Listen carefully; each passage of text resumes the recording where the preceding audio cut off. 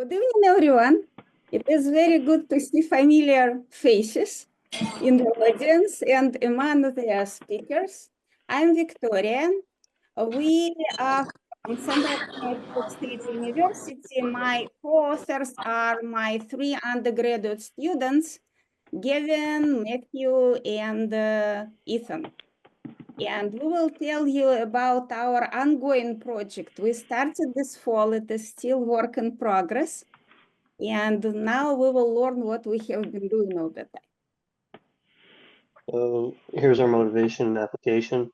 We wanted to model motion through air and fluids. We can use Newton's laws, drag forces, and trajectories. We explored laminar and turbulent flows. Some of us are mechanical engineering students, and we hope to use this experiment as our first steps into the field. We began our experiment with our device, which is a weighted vertical rod inside of a tube. The rod is released from a height which compresses a spring and forces air through the small tube. There's a straw rocket over the end of the tube, and there's a clay mass on the end of the straw. And the angle of launch can be adjusted by the labeled plate at the bottom. So we experimented with multiple types of launches. We have vertical, horizontal, and an angled launch. And then before we got into learning about drag and our drag coefficient, we first wanted to look at the most simplest model possible, which would be having zero drag. And you'll see that if we have zero drag, there'll be zero forces in the x-axis, meaning the only velocity affected is our initial velocity. In the y, we have only gravity affecting the rocket. Therefore, we get these three equations giving us the time ascent and maximum height, and total time should be double or equal for time up, time down. And this is shown that in the double angle in our formulas, if we use 30 degrees and 60 degrees, the rocket should hypothetically land at the same point. But we know this is impossible because of air resistance. So we started off with a linear model, and we added a drag force that was proportional to our velocity. We can solve analytically and get formulas for x and y, and we can check them by if the drag coefficient of k over mt is really small, the formulas will end up looking exactly like the no drag formulas, which we believe means that we have very good formulas. Under the assumption that our drag coefficient is really small, we can simplify our formulas further and get total time, total distance. And if there is drag, there will be a difference in the range. And then we're going to use this distance to find our drag coefficient. And you'll see that on the bottom table down there, we found two values for our different masses. And with a heavier mass, the 4.4, you'll see that the drag coefficient is larger. And we believe this means we're going on the right path because something that's bigger should be affected more by air resistance. And then after we did our linear model, we decided to check the validity of our approach by using Reynolds number, which is a dimensionless value that compares inertial force to viscous force in a fluid. If we get a number that is 1 or lower, it would be something we call laminar flow, which would be the linear model I just described.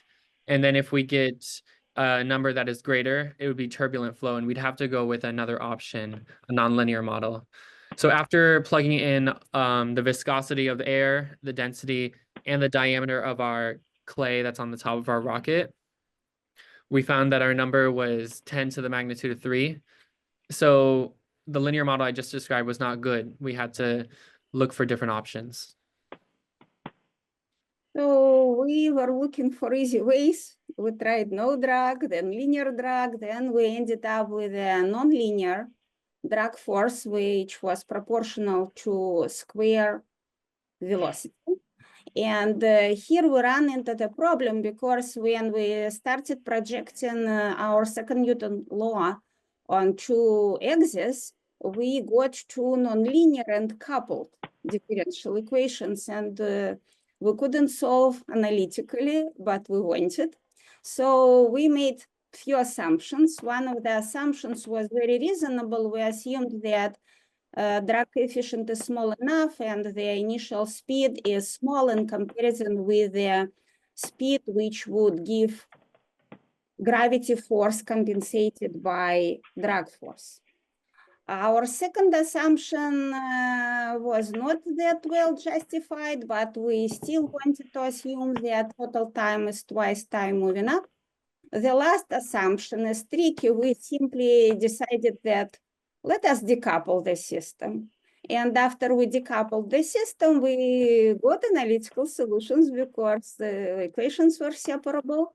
Again, we used our idea that because of the drag, different ranges should be for different angles. We estimated some value for a drag coefficient for 2.2 gram rocket. The order of magnitude was close to what we got in linear model, but we were not happy with ourselves because our assumption, which allowed us to separate equations, was actually not justified at all. And we resorted to something easier. We started looking at the vertical launch. And for vertical launch, nonlinear model worked nicely. So if you just consider the motion up, it is not too hard to separate variables, solve the system analytically. We derived formulas for time moving up. We derived formula for the maximum height. And if you look at the motion downwards, it is also possible to find an analytical solution, and we derived the formula for moving down. Notice that in these formulas, we kind of start time at the moment when we are at the highest point. So now we got a bunch of very nonlinear but exact formulas, and we started exploring them. So for example, the maximum height, as we learned, is related to mass and drag coefficient and the initial speed. And if you will plot it against the initial speed, you will see some curve. And it looks like parabola, but it is really not a parabola. And in our assumption of the small parameter we have been using all the time, you can see that it can be approximated with a polynomial function if you plot versus initial speed. And even if your drag coefficient will go to 0, you will get exactly the same formula as you would get if you would be in a no drag case. So when we got these formulas, we decided that, okay, now we can do some fitting data to the model.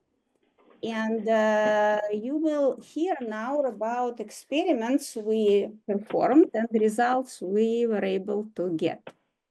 Yeah, absolutely. So my name is Ethan. Some of you guys may be familiar with this software. It's been used with some other groups. And I'm just going to go through and show you one of our experiments that we worked on. So this software basically allows you to plot a two-dimensional coordinate axis on a imported video. It's going to plot X and Y positions using the frame rate and steps to create that with respect to time. From that, we're able to get it's able to actually plot auto or manual modes. We weren't able to get it to plot auto because the contrast wasn't quite good enough. But using the manual mode, we're able to get satisfactory results. You can use the data to find velocity and acceleration. You can see the graphs there, or we ended up just importing the data. We were able to get very useful information such as the maximum height, the time up and the time down, which we will use in the next following slides. All right. So for estimating for upward and downward motion, as we discussed earlier, the equations are different. We see that by the third factor here being significantly less than 0. Obviously, we can see that visually on the graph as there is a discrepancy with time down being larger. This is verified by our experimental process. Using the tracking software, we're able to find our time up and time down shown in the table there. And you can see for both masses, the time up is going to be less than the time down. So moving on. So we're able to get estimate for K using this equation here, as well as least squares data fitting in MATLAB. In this equation, plotting in maximum height as well as time up, our only unknown variable is going to be K. So as you can see, fitting it, we're able to get results for K. Then by plotting in our estimates for K, which we believe to be satisfactory comparing it to other results, we're able to plug it into equations such as the maximum height, time up and time down, in order to solve for our initial velocity, which you can see in the table here. Those are just estimates there. We're now able to use this information going forwards to apply to launches at an angle. All of these formulas were discussed earlier, so I'm not going to go too in-depth about them. But we're able to use the information that we found from our vertical motion test to determine our range, our trajectory, as well as the time of flight in the air. So we're going to compare that here, our numerical and experimental results. As you can see in the middle are some of our constants that we used. V0 and K were both found in our previous experiment. We believe that our range for the 30-degree angle was not so satisfactory. It's a pretty far discrepancy there. Our range for the 60-degree angle is less bad. We believe it's acceptable, as well as the time of flight, we believe are fully acceptable and within an acceptable distance from each other. So, for the future, where we have, various plans, one of which we want to solve for the flunch or the force of the plunger system. I believe that might, make it easier to find the, really pinpoint the drag coefficient along with the initial velocity. Conducting the horizontal motion test, similar to the vertical, is going to remove certain degrees of motion that will just make it easier to determine, various parameters. And we'd like to also explore the impact of aerodynamics, such as changing the size of the cocktail straw, adding wings or other, aerodynamic features to our rocket itself. So we conducted experiments for vertical and angled launches. We explored no drag, linear, nonlinear drag models. We chose nonlinear based on Reynolds number. We derived analytical solutions for a vertical launch with nonlinear drag. We used the tracker app for data analysis. We validated the model with angled launch, comparing numerical and experimental results. Okay, so this is pretty much our fast description of what we have achieved. We wanted to thank our colleagues from Kansas State University. Actually, they introduced us to Tracker, not so very recently in January. And as I said, work in progress. And we are grateful to the MAA TensorSum grant for supporting our outreach activity. And the students here, they are very much involved in this. And this project itself was born from the activity we are prepared for high school students. And the no drag will be their exploration. These are our references for some people from this SimOD community who did similar things. Nothing is new under the sun. And I believe many people in the audience are familiar with this first and second references. Reference number 3, it is our rocket launcher, which we used for experiments. And tracker software. Okay, so thank you so much for coming to listen to our talk, and we are happy to answer any questions you may have.